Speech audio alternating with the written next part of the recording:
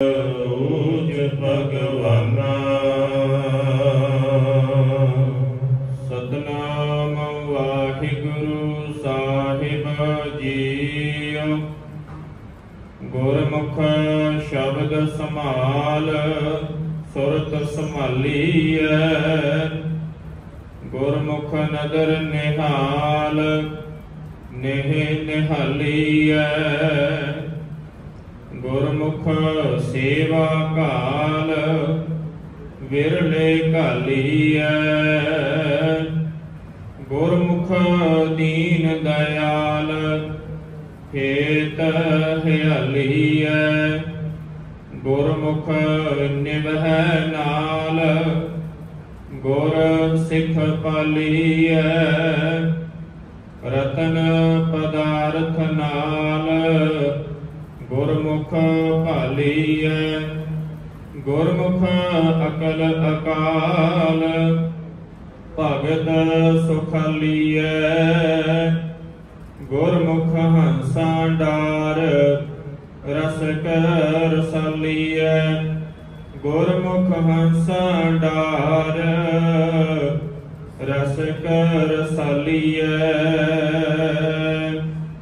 वाहिगुरु जी का खालसा वाहिगुरु जी की फतेह।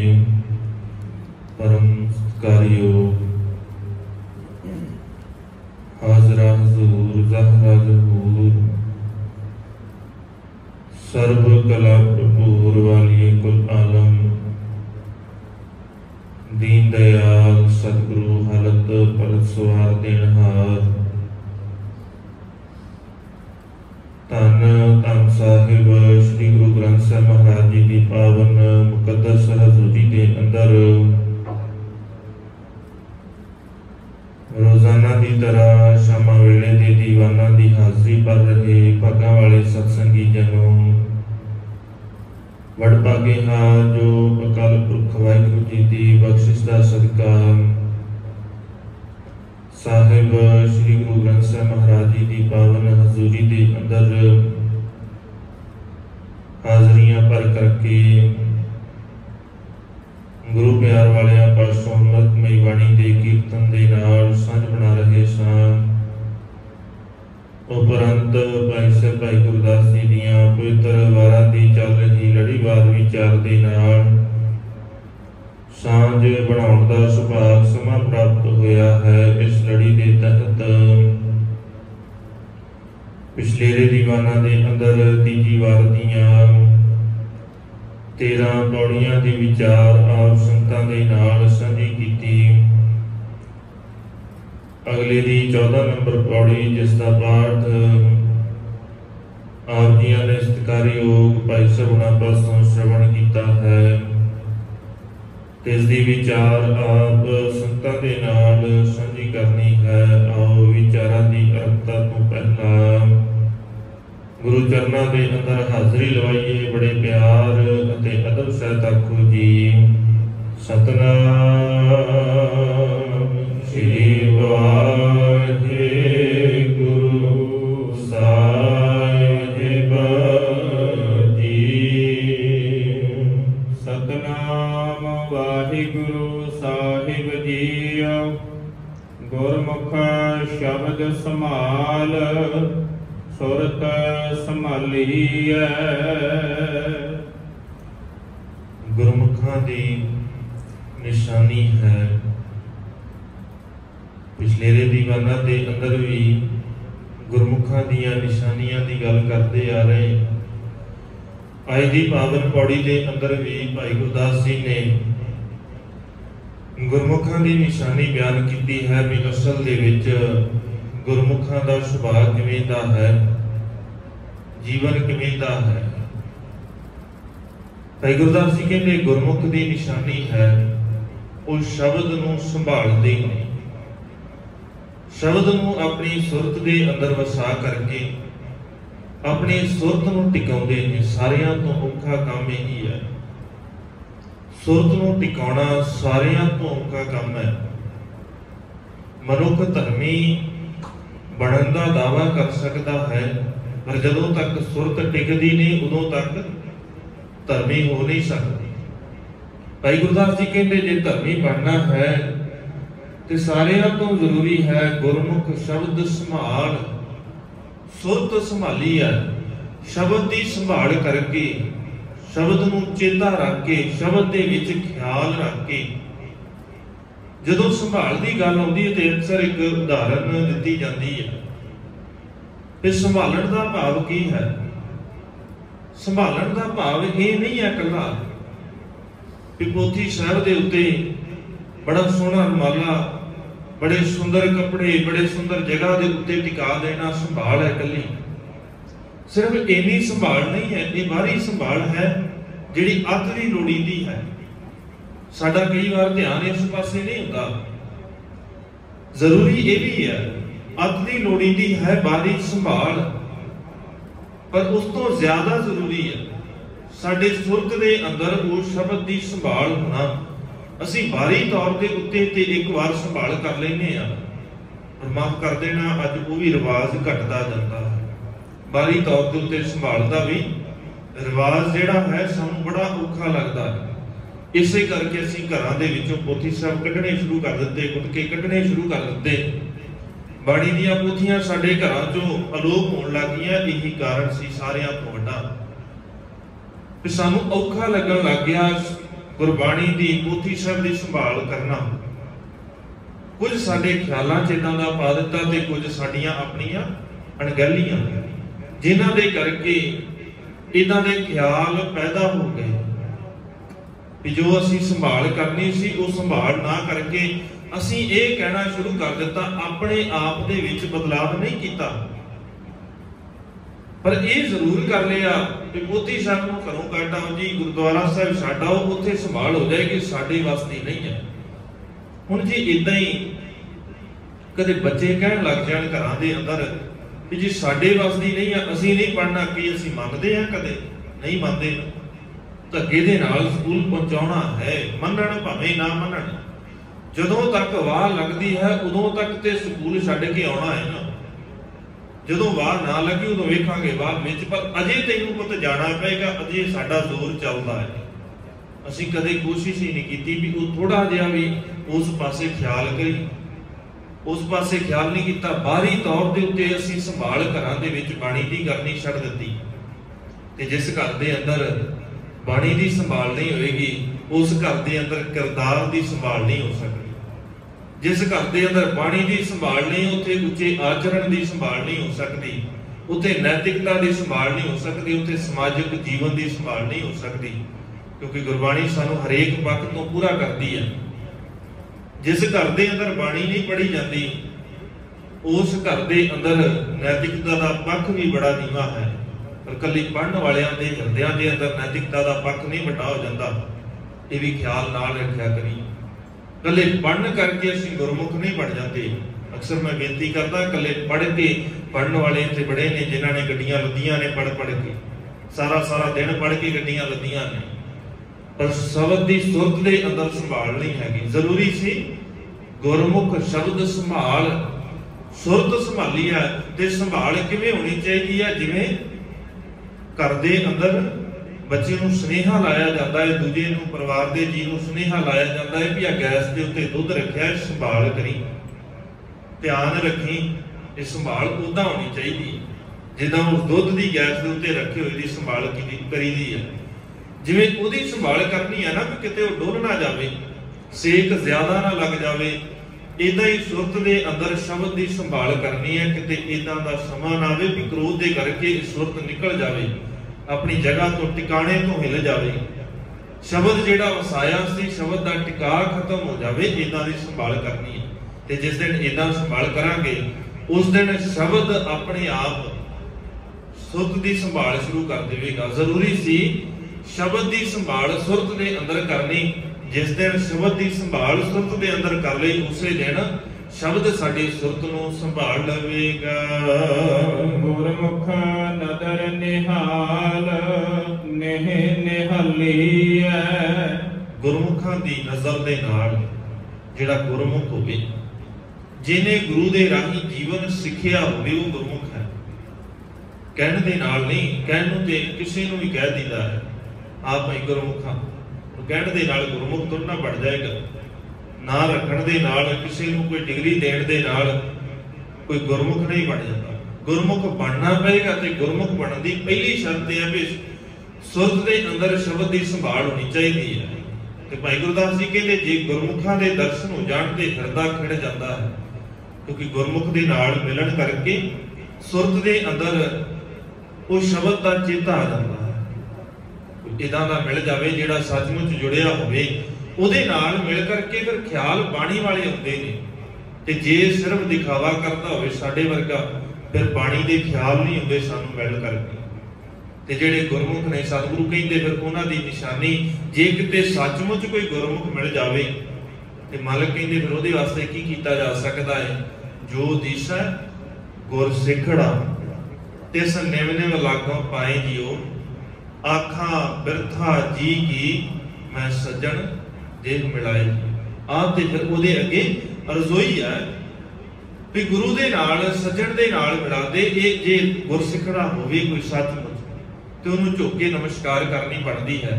तां ही रहतनामे दे बचन ने कि जे कोई सिंह गुरमुख मिल जावे, जे गुरु का प्यारा मिल जावे ते फिर फतेह सांझी करनी चाहिए है। आगे आवत सिंह जो पावे वाहिगुरु जी की फतेह बुलावे। सानू ये भी औखी लगन लग गई। सानू इदां लगदा है बड़ा समा खराब होता है, शॉर्टकट ही कर लईए। औखा लगता है सानू ये बाणी दे नाल जुड़ना, इस पासे नूं तुरना। इहदे विच कोई दो राह नहीं, रस्ता है औखा, पर औखा उन्हां वास्ते आ जिहड़े अपनी मर्जी दे नाल तुरना चाहुंदे ने। उन्हां वास्ते औखा है। उन्हां वास्ते औखा नहीं जिहड़े गुरु दे कोलों पुछ के तुरदे ने, फिर बड़ा सुखाला है। इहदे तो ज्यादा कोई मार्ग सौखा ही नहीं है, क्योंकि फिर बाकियां दा पासा निकल जाता है। फिर किसी होर दी परवाह नहीं, फिर सिर्फ गुरु दे हुक्म दी परवाह है। फिर किसी होर दे नाल कोई मतलब ही नहीं है। फिर गुरु जो कहंदा है उसे दे नाल ही वास्ता है। ते इदां दे गुरमुख जिहड़े उन्हां दे नाल मिलन करके उन्हां दी संगत दे नाल हिरदे दे अंदर खिड़ा पैदा होता है। ते मनमुखां दी संगत दे नाल भावें वो धर्म का कितना दिखावा करते होण, कदे हिरदे दे अंदर टिका, कदे हिरदे दे अंदर खिड़ा नहीं आ सकता। ये निशानी है। जे गुरमुख है सचमुच जुड़िया होया है ते उहदे नाल जुड़ करके खिड़ा पैदा होता है, क्योंकि उन्हें काम इको ही करना है, बाणी दी गल करनी है। संसार दे अंदर जींदिया होया रहिंदिया होया उच्चे आचरण की गल करनी है, समाजिक जीवन घड़न की गल करनी है। ते जिहड़ा मनमुख है सारा दिन भावें वो बाणी पढ़ लवे, पर जदों गल करेगा फिर वो गल इदां करेगा कि दूजियां नूं सिर्फ जिवें वो सप दा सुभाव है ना, अंदर क्रोध ते जिहड़ा अंदर जहर है उहदे उस जहर दे करके आप भी सड़दा है, जिहड़ा नेड़े गया उहनूं भी साड़ दिता। फिर वो सप वाले सुभाव वाले भी बहुत ने। इन्हां मनमुखां दी गल नहीं। गुरमुख हो जिन्हें गुरु के शब्द नूं सुरत के अंदर संभालिया है, कला जुबान के उत्ते नहीं, सिर्फ जुबान के नाल नहीं गाउंदा, उस सुरत दे करके उस बाणी नूं गाउंदा। ते ऐसे गुरमुख के नाल मिलण तो बाद बख्शिश हो जाती है, नदर निहाली है, हिरदा खिड़दा है, रहमत हो जाती है। गुरमुख सेवा काल विरले कली है। फिर ऐसे गुरमुखां दी सेवा बड़े विरलियां दे हिस्से दे विच आउंदी। गुरमुखां दी सेवा करनी भी विरलियां दे हिस्से आउंदी है। मनमुखां दी सेवा करनी सौखी है, क्योंकि मनमुख लालच बहुत दिंदा है। उन्हें अपने दे नाल जोड़न वास्ते जिहड़ा कपटी बंदा है ना, छल करन वाला, संसार नूं पता भी हुंदा है भाई ये बंदा ठीक नहीं है, कपटी है, छल करन वाला है, ते मनुख फिर भी उहदियां गल्लां च आ जांदा है। कारण की है? जुबान दा बड़ा मिठा है, उहदी रसना तो लगता है, जुबान तो लगता है कि सचमुच इहदे तो ज्यादा चंगा बंदा हो ही नहीं सकता। संसार के अंदर बहुतियां नूं पता हुंदा है भी ये बंदा ठीक नहीं है, पर उहदे नाल फिर भी सांझ बनती है। इदां ही धर्म की दुनिया च भी है, पता भी है भी ये ठीक नहीं है, जिहड़ा ये काम कर रहा है ये चंगा नहीं है, पर फिर भी मनुख भुलेखे च पै जाता है। फिर भी मनुख ऐसे मनमुखां की संगत करता है और मनमुखां की सेवा करता है। कि जिंदगी कढ़ दिंदे असीं ऐसियां दी सेवा करते हैं जिहड़े सचमुच ही मनमुख ने, उन्हां दे हुक्मां नूं मनदे आ। इदां लगदा है कि जिहड़ी ये गल कह रहे हैं ये सचमुच रब की गल है, रब्बी दरगाह की गल है। भाई गुरदास जी कहते इदां दियां दी सेवा करन दे नाल कुछ नहीं मिलना। सेवा करनी है ਤੇ ਸੱਚਮੁੱਚ ਉਹਦੀ ਸੇਵਾ ਕਰੀ ਜਿਹੜਾ ਗੁਰਮੁਖ ਬਣ ਗਿਆ। ਤੇ ਜੇ ਉਹਦੀ ਸੇਵਾ ਕਰੇਗਾ ਮਾਲਕ ਤੇ ਇੱਥੋਂ ਤੱਕ ਕਹਿੰਦੇ ਨੇ ਜੇ ਕੋਈ ਸੱਚਮੁੱਚ ਇਦਾਂ ਦਾ ਮਿਲ ਜਾਵੇ ਜਿਹੜਾ ਗੁਰਮੁਖ ਹੋਵੇ, ਕਿਉਂਕਿ ਗੁਰਮੁਖਾਂ ਦੀ ਇਹ ਨਿਸ਼ਾਨੀ ਹੈ ਜਿਹੜਾ ਸੱਚਮੁੱਚ ਜੁੜਿਆ ਹੈ। ਸੰਤ ਸਹਾਈ ਪ੍ਰੇਮ ਕੇ ਹਉ ਤਿਨ ਕੈ ਲੱਗ ਪਾਏ, ਉਹ ਉਹਨਾਂ ਦੇ ਪੈਰਾਂ 'ਚ ਲੱਗਣਾ ਬਣਦਾ ਹੈ ਜਿਹੜੇ ਉਸ ਰਾਹ ਦੇ ਉੱਤੇ ਤੁਰਦੇ ਨੇ, ਜਿਹੜੇ ਗੁਰਮੁਖ ਨੇ, ਜਿਨ੍ਹਾਂ ਨੇ ਬਾਣੀ ਨੂੰ ਪੜ੍ਹਿਆ ਹੈ ਤੇ ਵਿਚਾਰਿਆ ਹੈ ਤੇ ਉਹਦੇ ਅਨੁਸਾਰੀ ਜੀਵਨ ਨੂੰ ਜੀਵਿਆ ਹੈ। ਪੜ੍ਹਨਾ ਪਹਿਲਾ ਸਟੈਪ ਸੀ, ਦੂਜਾ ਸਟੈਪ ਹੈ ਵਿਚਾਰਨਾ, ਉਸ ਤੋਂ ਬਾਅਦ ਹੈ ਉਹਦੇ ਅਨੁਸਾਰ ਹੋ ਕੇ ਜੀਵਨ ਜਿਉਣਾ। ਬਹੁਤਿਆਂ ਨੇ ਸ਼ੁਰੂਆਤ ਨਹੀਂ ਕੀਤੀ, ਜਿਨ੍ਹਾਂ ਨੇ ਸ਼ੁਰੂਆਤ ਕੀਤੀ ਅਜੇ ਉੱਥੇ ਹੀ ਪੜ੍ਹਨ ਤੱਕ ਹੀ ਸੀਮਤ ਨੇ, ਤੇ ਜਿਹੜੇ ਪੜ੍ਹਨ ਤੋਂ ਗਾਂਹ ਲੰਘ ਗਏ ਉਹ ਆਪਣੇ ਆਪ ਨੂੰ ਸਿਆਣੇ ਸਮਝਣ ਲੱਗ ਗਏ, ਇਸ ਕਰਕੇ ਅੱਗੇ ਵਧਣਾ ਔਖਾ ਹੋ ਗਿਆ। ਇੱਥੇ ਆ ਕੇ ਜ਼ਿਆਦਾ ਬ੍ਰੇਕ ਲੱਗਦੀ ਹੈ। ਇਸ ਤੋਂ ਪਹਿਲਾਂ ਤੇ ਪਤਾ ਹੈ ਨਾ ਕਿ ਕੁਝ ਨਹੀਂ ਹੈ, ਮਨੁੱਖ ਇੱਥੋਂ ਤੱਕ ਠੀਕ ਰਹਿੰਦਾ ਹੈ ਜਦੋਂ ਇਹ ਕਹਿੰਦਾ ਹੈ ਨਾ ਕਿ ਮੈਂ ਜੀ ਕਦੇ ਬਾਣੀ ਨਹੀਂ ਪੜ੍ਹੀ, ਮੰਨਦਾ ਹੈ ਕਿ ਮੈਂ ਠੀਕ ਨਹੀਂ ਆ, ਮੇਰੇ ਅੰਦਰ ਔਗਣ ਨੇ, ਹਉਮੈ ਘੱਟ ਹੈ। ਫਿਰ ਹੌਲੀ ਹੌਲੀ ਜਦੋਂ ਬਾਣੀ ਪੜ੍ਹਨ ਲੱਗ ਗਿਆ, ਮੈਂ ਤਾਂ ਜੀ ਰੋਜ਼ਾਨਾ ਬਾਣੀ ਪੜ੍ਹਦਾ, ਥੋੜੀ ਜਿਹੀ ਹਉਮੈ ਵਧਣ ਲੱਗ ਗਈ। ਹਾਲਾਂਕਿ ਬਾਣੀ ਦੇ ਨਾਲ ਹਉਮੈ ਦੂਰ ਹੋਣੀ ਸੀ, ਪਰ ਹੋਈ ਨਹੀਂ, ਹੋਣੀ ਚਾਹੀਦੀ ਹੈ, ਹੁੰਦੀ ਵੀ ਹੈ ਜਦੋਂ ਅਸੀਂ ਇਸ ਕਰਕੇ ਬਾਣੀ ਪੜ੍ਹਾਂਗੇ ਵੀ ਹਉਮੈ ਖਤਮ ਹੋ ਜਾਏ। ਜਦੋਂ ਮਨੁੱਖ ਵਿਚਾਰਨਾ ਸ਼ੁਰੂ ਕਰਦਾ ਹੈ, ਥੋੜਾ ਜਿਹਾ ਗਿਆਨ ਆਉਣਾ ਸ਼ੁਰੂ ਹੁੰਦਾ ਹੈ, ਫਿਰ ਇੱਥੇ ਆ ਕੇ ਸਾਰਿਆਂ ਤੋਂ ਇਹ ਔਖੀ ਘਾਟੀ ਹੈ, ਇਹ ਤੋਂ ਬਚਣਾ ਬੜਾ ਔਖਾ ਹੈ। ਫਿਰ ਮਨੁੱਖ ਨੂੰ ਲੱਗਦਾ ਹੈ ਹੁਣ ਮੈਂ ਸਿਆਣਾ ਹੋ ਗਿਆ, ਮੈਨੂੰ ਗਿਆਨ ਹੋ ਗਿਆ, ਮੈਂ ਬਾਕੀਆਂ ਤੋਂ ਸ੍ਰੇਸ਼ਟ ਹੋ ਗਿਆ, ਉੱਚਾ ਹੋ ਗਿਆ ਬਾਕੀਆਂ ਦੇ ਨਾਲ। ਇੱਥੇ ਆ ਕੇ ਹੋਰ ਥੋੜਾ ਜਿਹਾ ਔਖਾ ਹੁੰਦਾ ਹੈ, ਬਸ ਇਸੇ ਨੂੰ ਪਾਰ ਲਗਾਉਣਾ ਔਖਾ। ਔਰ ਇਹ ਪਾਰ ਲੰਘਦੀ ਵੀ ਸ਼ਬਦ ਦੇ ਰਾਹੀਂ, ਵਿਚਾਰ ਦੇ ਰਾਹੀਂ ਹੈ, ਬਿਨਾਂ ਵਿੱਚ ਹੁਣ ਕੋਈ ਇਹ ਸੋਚੇ। ਇਹਦਾ ਭਾਵ ਇਹ ਨਹੀਂ ਕਿ ਹੁਣ ਅਸੀਂ ਬਾਣੀ ਨਹੀਂ ਪੜ੍ਹਨੀ, ਕਿ ਬਾਣੀ ਪੜ੍ਹਿਆ ਹਉਮੈ ਆ ਜਾਂਦੀ ਹੈ। ਬਾਣੀ ਪੜ੍ਹਿਆ ਹਉਮੈ ਤਾਂ ਆਉਂਦੀ ਹੈ ਜੇ ਅਸੀਂ ਆਪਣੀ ਸਿਆਣਪ ਦੇ ਨਾਲ ਪੜ੍ਹਾਂਗੇ, ਜੇ ਗੁਰੂ ਦੀ ਬਖਸ਼ਿਸ਼ ਦੇ ਨਾਲ ਗੁਰੂ ਕੋਲ ਅਰਜ਼ੋਈ ਕਰਕੇ ਪੜ੍ਹਾਂਗੇ ਫਿਰ ਨਹੀਂ ਆਉਂਦੀ। ਕਈ ਵਾਰ ਗੱਲ ਨਾਲ ਇਦਾਂ ਵੀ ਮਤਲਬ ਕੱਢ ਲਿਆ ਜਾਂਦਾ ਵੀ ਭਾਈ ਸਾਹਿਬ ਨੇ ਕਿਹਾ ਕਿ ਬਾਣੀ ਪੜ੍ਹਨ ਦੇ ਨਾਲ ਤੇ ਹਉਮੈ ਆ ਜਾਂਦੀ ਹੈ, ਇਸ ਕਰਕੇ ਹੁਣ ਪੜ੍ਹਨੀ ਨਹੀਂ, ਛੱਡ ਦੋ ਪੜ੍ਹਨੀ, ਨਾ ਬਾਣੀ ਪੜਾਂਗੇ ਨਾ ਹਉਮੈ ਆਏਗੀ, ਬਚੇ ਰਵਾਂਗੇ। ਨਹੀਂ, ਇਹਦਾ ਭਾਵ ਇਹ ਨਹੀਂ, ਬਾਣੀ ਪੜ੍ਹਨੀ ਹੈ, ਗੁਰੂ ਦੇ ਕੋਲ ਆ ਕੇ ਅਰਜ਼ੋਈ ਵੀ ਨਾਲ ਕਰਨੀ ਹੈ ਵੀ ਸਤਿਗੁਰੂ ਇਹ ਰੋਗ ਬੜਾ ਔਖਾ ਹੈ, ਲੱਗਦਾ ਹੈ ਉਦਾਂ ਵੀ ਤੇ ਲੱਗਿਆ ਹੋਇਆ, ਪਹਿਲੋਂ ਕਿਹੜਾ ਨਹੀਂ ਹੈ, ਹਉਮੈ ਦਾ ਰੋਗ ਪਹਿਲੋਂ ਵੀ ਹੈ। ਗੁਰੂ ਦੇ ਕੋਲ ਆ ਕੇ ਬਾਣੀ ਨੂੰ ਪੜਾਂਗੇ, ਵਿਚਾਰਾਂਗੇ, ਇਸ ਪਾਸੇ ਨੂੰ ਤੁਰਨਾ ਪਏਗਾ ਵੀ ਹੁਣ ਹਉਮੈ ਨੂੰ ਹਟਾਉਣਾ ਹੈ, ਜ਼ਿੰਦਗੀ ਦੇ ਅੰਦਰੋਂ ਹਉਮੈ ਨੂੰ ਕੱਢਣਾ ਹੈ। ਤੇ ਜਿਸ ਦਿਨ ਇਸ ਪਾਸੇ ਨੂੰ ਤੁਰੇ ਉਸੇ ਦਿਨ ਅੰਦਰੋਂ ਹਉਮੈ ਨਿਕਲ ਜਾਏਗੀ। ਤੇ ਸਤਿਗੁਰੂ ਕਹਿੰਦੇ ਫਿਰ ਐਸਿਆਂ ਦੀ ਜਦੋਂ ਸੇਵਾ ਦੀ ਗੱਲ ਆਵੇ, ਫਿਰ ਉਹਨਾਂ ਦੀ ਸੇਵਾ ਕਰਨ ਲੱਗਿਆ ਸੀਸ ਵੱਡਾ ਕਰ ਬੈਸਣ ਦੀਜੈ, ਵਿਣ ਸਿਰ ਸੇਵ ਕਰੀਜੈ। ਜਿਹੜੇ ਇਹਨਾਂ ਦੇ ਨੇ ਸੱਚਮੁੱਚ ਗੁਰੂ ਦੇ ਨਾਲ ਜੁੜ ਗਏ, ਉਹਨਾਂ ਦੇ ਬੈਠਣ ਵਾਸਤੇ ਸਤਿਗੁਰੂ ਕਹਿੰਦੇ ਮੈਂ ਆਪਣੇ ਸਿਰ ਨੂੰ ਵੱਢ ਕਰਕੇ ਉਹਦਾ ਮੂੜਾ ਬਣਾ ਦੇਵਾਂ, ਬੈਠਣ ਵਾਲੀ ਜਗ੍ਹਾ ਬਣਾ ਦੇਵਾਂ, ਤੇ ਬਿਨਾਂ ਸਿਰ ਤੋਂ ਫਿਰ ਸੇਵਾ ਕਰ। ਭਾਵ ਆਪਣੀ ਸਿਆਣਪ ਨੂੰ ਛੱਡ ਦੇਣਾ, ਆਪਣੀ ਸਿਆਣਪ ਨੂੰ ਛੱਡ ਦੇਣਾ ਹੀ ਆਪਣੇ ਸਿਰ ਨੂੰ ਛੱਡਣਾ, ਆਪਣੀ ਮੱਤ ਨੂੰ ਛੱਡ ਦੇਣਾ। ਇਹ ਸਾਰਿਆਂ ਤੋਂ ਜ਼ਰੂਰੀ ਹੈ। ਗੁਰੂ ਦੇ ਕੋਲ ਆ ਕੇ ਆਪਣੀ ਸਿਆਣਪ ਨੂੰ ਛੱਡਣਾ ਸਾਰਿਆਂ ਤੋਂ ਪਹਿਲਾ ਕੰਮ ਹੈ। ਗੁਰਮੁਖ ਦੀਨ ਦਇਆਲ ਹੇਤ ਨਿਹਾਇਲੀ ਹੈ। ਗੁਰਮੁਖਾਂ ਦੀ ਇਹ ਵੀ ਨਿਸ਼ਾਨੀ ਹੈ, ਬੜੇ ਦੀਨ ਦਇਆਲ ਨੇ, ਕਿਉਂਕਿ ਜਿਸ ਗੁਰੂ ਦੇ ਨਾਲ ਰਹਿੰਦੇ ਆ ਉਸ ਗੁਰੂ ਦੇ ਵਾਸਤੇ ਅਕਸਰ ਇਹ ਬਚਨ ਸ਼ਬਦ ਵਰਤੇ ਜਾਂਦੇ ਨੇ, ਦੀਨ ਦਇਆਲ ਪਾਤਸ਼ਾਹ, ਦੀਨਾਂ ਦੇ ਉੱਤੇ ਦਇਆ ਕਰਨ ਵਾਲਾ। ਤੇ ਗੁਰਮੁਖ ਵੀ ਉਦਾਂ ਦੇ ਨੇ। ਗੁਰਮੁਖ ਦੇ ਅੰਦਰ ਉਹੀ ਗੁਣ ਨੇ ਜਿਹੜੇ ਗੁਰੂ ਦੇ ਕੋਲ ਨੇ, ਕਿਉਂਕਿ ਗੁਰੂ ਦੇ ਨਾਲ ਜੁੜ ਕੇ ਸਿੱਖਦਾ ਹੈ। ਤੇ ਨਿਸ਼ਾਨੀ ਹੈ ਗੁਰਮੁਖ ਦੀ ਵੀ ਉਹਦਾ ਸੁਭਾਅ ਦੀਨ ਦਇਆਲ ਹੈ। ਦਇਆ ਤੇ ਪਹਿਲਾ ਗੁਣ ਹੈ ਧਰਮ ਦਾ। ਤੇ ਜਦੋਂ ਤੱਕ ਦਇਆ ਹੀ ਨਹੀਂ ਹੈ ਜੀਵਨ ਦੇ ਅੰਦਰ, ਉਦੋਂ ਤੱਕ ਧਰਮ ਨਹੀਂ ਹੋ ਸਕਦਾ। ਸਤਿਗੁਰੂ ਕਹਿੰਦੇ ਧੌਲ ਧਰਮ ਦਇਆ ਕਾ ਭੂਤ। ਜੇ ਦਇਆ ਨਹੀਂ ਹੈਗੀ ਨਾ ਹਿਰਦੇ ਦੇ ਅੰਦਰ, ਧਰਮ ਹੀ ਨਹੀਂ ਹੋ ਸਕਦਾ। ਜਿੰਨੇ ਮਰਜ਼ੀ ਦਾਅਵੇ ਕਰ ਲਈਏ, ਤੇ ਬੜੇ ਨੇ ਦਾਅਵੇ ਕਰਨ ਵਾਲੇ, ਧਰਮੀ ਬੜੇ ਆ, ਤੇ ਜਦੋਂ ਗੱਲ ਆਵੇ ਕਿਸੇ ਦੇ ਭਲੇ ਦੀ, ਫਿਰ ਸਾਡੇ ਵੱਸੋਂ ਬਾਹਰ ਆ ਜੀ, ਅਸੀਂ ਕੁਝ ਨਹੀਂ ਕਰ ਸਕਦੇ। ਸਾਡੇ ਕੋਲ ਕਿੰਨਾ ਹੈ, ਇਹ ਤੁਹਾਡੇ ਵਾਸਤੇ ਨਹੀਂ ਹੈਗਾ, ਸਾਡੇ ਵੱਸੋਂ ਬਾਹਰ ਆ, ਅਸੀਂ ਕੁਝ ਨਹੀਂ ਕਰ ਸਕਦੇ। ਹਾਲਾਂਕਿ ਬਹੁਤਿਆਂ ਨੂੰ ਲੋੜ ਵੀ ਨਹੀਂ ਹੁੰਦੀ, ਕਈਆਂ ਕੋਲ ਇੰਨਾ ਕੁ ਧਨ ਆ ਵੀ ਲੋੜ ਵੀ ਨਹੀਂ ਹੈਗੀ, ਪਤਾ ਵੀ ਹੁਣ ਵਰਤਣਾ ਕਿੱਥੇ ਆ, ਕਿਹਦੇ ਲਈ ਵਰਤਣਾ ਹੈ, ਆਪ ਹੀ ਆ ਵੀ ਕਿਹਨੂੰ ਖਵਾ ਦੇਣਾ ਹੁਣ ਇੰਨਾ ਕੁ ਧਨ। ਪਰ ਫਿਰ ਵੀ ਸਾਡੇ ਵੱਸੋਂ ਬਾਹਰ ਆ, ਅਸੀਂ ਨਹੀਂ ਕਰ ਸਕਦੇ, ਅਸੀਂ ਨਹੀਂ ਖਰਚ ਸਕਦੇ। ਇਦਾਂ ਦੇ ਵੀ ਬੜੇ। ਸਤਿਗੁਰੂ ਕਹਿੰਦੇ ਫਿਰ ਇਦਾਂ ਦੇ ਜਿਹੜੇ ਧਰਮੀ ਨਹੀਂ ਹੋ ਸਕਦੇ। ਧਰਮੀ ਹੋਣ ਦੀ ਨਿਸ਼ਾਨੀ ਹੈ ਤੇ ਜੇ ਕੋਲ ਨਹੀਂ ਹੈਗਾ, ਭਾਈ ਗੁਰਦਾਸ ਜੀ ਕਹਿੰਦੇ ਜਿਹੜੇ ਸੱਚਮੁੱਚ ਧਰਮੀ ਨੇ ਨਾ, ਉਹਨਾਂ ਦਾ ਸੁਭਾਅ ਹੈ ਵੀ ਕੋਲ ਨਹੀਂ ਹੈਗਾ, ਅਣਹੁੰਦੇ ਆਪ ਵਡਾਏ, ਕੋ ਐਸਾ ਭਗਤ ਸਦਾਏ। ਭਗਤ ਹੈ, ਧਰਮੀ ਕੌਣਾ ਹੈ, ਕਹਿਣਾ ਹੈ, ਦਾਅਵੇ ਕਰਦਾ ਹੈ ਮੈਂ ਬੜਾ ਧਰਮੀ ਆ, ਇਦਾਂ ਦਾ ਧਰਮੀ ਬਣ ਕੇ ਦਿਖਾ, ਵੀ ਕੋਲ ਨਹੀਂ ਹੈਗਾ ਫੇਰ ਦੇ ਕੇ ਦਿਖਾ। ਤੇਰੇ ਕੋਲ ਤੇ ਹੁੰਦਿਆਂ ਹੋਇਆਂ ਨਹੀਂ ਦਿੱਤਾ ਜਾਂਦਾ। ਸਾਡਾ ਤੇ ਸੁਭਾਅ ਇਦਾਂ ਦਾ ਹੀ ਹੈ ਨਾ, ਕੋਲ ਹੈਗਾ ਹੈ ਫਿਰ ਵੀ ਦੇਣ ਦੀ ਹਿੰਮਤ ਨਹੀਂ ਹੈਗੀ। ਭਾਈ ਗੁਰਦਾਸ ਜੀ ਕਹਿੰਦੇ ਧਰਮੀ ਹੋਣਾ ਹੈ ਤੇ ਫਿਰ ਆ ਵੀ ਗੁਣ ਚੇਤਾ ਰੱਖੀ ਵੀ ਜਿੱਦਣ ਨਹੀਂ ਹੈਗਾ ਨਾ, ਉਦਣ ਵੀ ਦੇਣ ਦੀ ਸਮਰੱਥਾ ਰੱਖੀ, ਦੇਣ ਦੀ ਭਾਵਨਾ ਰੱਖੀ। ਜੇ ਸਾਹਮਣੇ ਵਾਲੇ ਨੂੰ ਲੱਗਦਾ ਹੈ ਨਾ ਕਿ ਲੋੜ ਜ਼ਿਆਦਾ ਹੈ ਤੇ ਆਪ ਛੱਡਦੇ ਵੀ ਵਰਤਣਾ।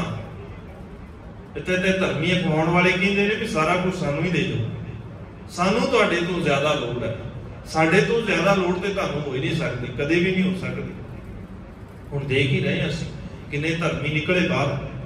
ਸਮਾਜ ਨੂੰ ਜਿੱਦਣ ਲੋੜ ਪੈਂਦੀ ਹੈ, ਅਸਲ ਦੇ ਵਿੱਚ ਧਰਮੀ ਜੋ ਹੋਈ ਨਾ, ਗੁਰੂ ਨਾਨਕ ਸਾਹਿਬ ਮਹਾਰਾਜ ਸੱਚੇ ਪਾਤਸ਼ਾਹ ਨੇ ਇਹੀ ਤੇ ਸਿਖਾਇਆ ਸੀ ਵੀ ਲੋੜ ਪਈ ਹੈ ਨਾ, ਬਾਬਰ ਆਇਆ ਚੜ੍ਹਾਈ ਕਰਕੇ ਤੇ ਸਾਹਮਣੇ ਹਾਲਾਂਕਿ ਪਠਾਣਾ ਦੇ ਨਾਲ ਕੋਈ ਸਾਂਝ ਨਹੀਂ ਹੈ, ਸਤਿਗੁਰੂ ਦੀ ਕੋਈ ਸਾਂਝ ਨਹੀਂ ਹੈਗੀ ਅਹਿਮਦਾਬਾਦ ਦੇ ਪਠਾਣਾ ਦੇ ਨਾਲ ਵੀ ਬੜਾ ਸਤਿਗੁਰੂ ਨੂੰ ਉਹਨਾਂ ਦੇ ਨਾਲ ਹਮਦਰਦੀ ਹੈ, ਨਹੀਂ ਪਤਾ ਹੈ ਵੀ ਉਹ ਜ਼ਾਲਮ ਨੇ, ਪਰ ਸਤਿਗੁਰੂ ਫਿਰ ਵੀ ਜਾ ਕੇ ਕਹਿੰਦੇ ਨੇ ਭਾਈ ਦੇਖ ਲਓ, ਸਮਾਂ ਸੰਭਾਲ ਲਵੋ, ਤੁਸੀਂ ਗਲਤ ਹੋ, ਤੁਹਾਡੀ ਗਲਤੀਆਂ ਦੇ ਕਰਕੇ ਆਮ ਲੋਕਾਂ ਨੂੰ ਉਹ ਗਲਤੀ ਦੀ ਸਜ਼ਾ ਭੁਗਤਣੀ ਪੈਣੀ ਹੈ। ਬਾਬਰ ਆ ਰਿਹਾ ਚੜ੍ਹਾਈ ਕਰਕੇ, ਉਹ ਮਾਲਕ ਸਾਹਮਣੇ ਜਾ ਕੇ ਬਾਬਰ ਨੂੰ ਕਹਿੰਦੇ ਨੇ ਤੂੰ ਬਾਬਰ ਨਹੀਂ ਜ਼ਾਬਰ ਹੈ।